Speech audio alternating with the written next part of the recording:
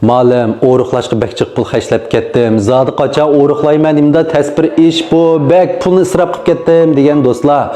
Mushu o'riqlashga zodi qancha pul ketadi, men bir deb beray, ya. Men o'zim 85 kilodan 71 kilogacha o'riqlab bo'ldim. Har oyda necha yuz o'quvchini yetaklab o'riqildiman. Biz o'riqlash jarayonida qattiq pul xashlab boqmadik, bir punchang ortiq xashlamdik.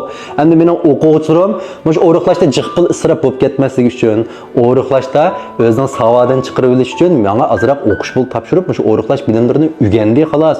Uningdan boshqa ortiq pul xashlamadik. Ma'lum unda deganingiz bilan qora qahva sotib olamizg'u, deganda ashumi 10 koydan 15 koygacha pul ketadi ekan. Qora bolkalarni yaqindaq cho'maymen bo deganlarni sotib olamiz. Oyliqqa janjitsan deganmi bir vaqt tomoq 20-30 koy bo'ladi ekan ma'lum. Uningda boshqa dambay nayshi u bu oshlog'im pul ketadi deyishingiz mumkin. Nemishqa o'riqlashda cho'qim qahva ichsiz, bir sizga qahva o'riqildi dedimi? U faqat shu tayishansal yaxshilaydigan, bir bizni ruhli qiladigan narsa xolos. Qolgan narsalar shu, siz attigini qahva ichib bolka yeganning o'rniga o'zingizning uyidagi choyni damlab, ozroq non yoki bir tal xumshu, azam bir narsa bu. Mushlarni o'rnashtirsangiz, tushda bir janjitsan deb alayda bir narsalarni demisingizmi?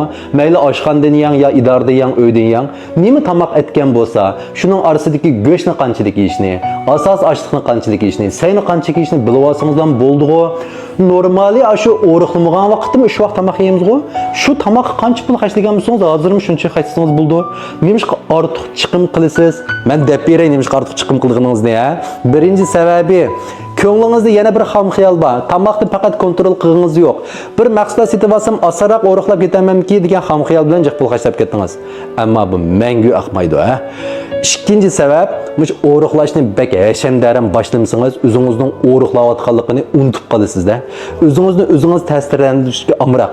Qancha jiq pul setib olsangiz, uyga qancha jiq narsani tizib olsangiz, shuncha o'riqlayotgandek genjoy bor. Shunaqmi? U mu aqmaydi? O'riqlash qanchalik yeydigan narsaga jiq pul xashlaganlar shuncha o'riqlayolmaydi.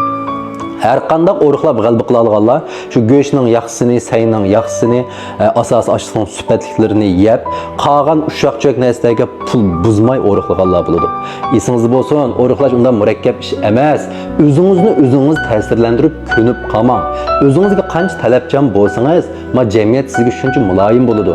Siz o'zingizga qancha shu yo'q ishlarga kuyinib, o'zingizdan ta'sirlanib, o'zingizni mukofotlab, pul xashlash orqali bir maqsadga yetaman desangiz, shuncha jamiyatdan keyin qolsiz, shuncha o'riqlay olmaysiz. Ig'izni boshqarib, nishani boshqarib, shu ig'izni bilan boshqarib, bir yil boshlang, 3 oy o'zingizning maqsadga yetsiz. Ortiq pul xashlanmaydi. Gapim tushunch bo'ldi menda. Oziqlik bilimlarini o'riqlashdan savodingiz chiqilganga o'qish pul topshirib, o'rganib qo'ysangiz bo'ldi. Maqsad ortiq pul xashlashdan hojat yo'q. Bir g'ayrat qilib bulamdi.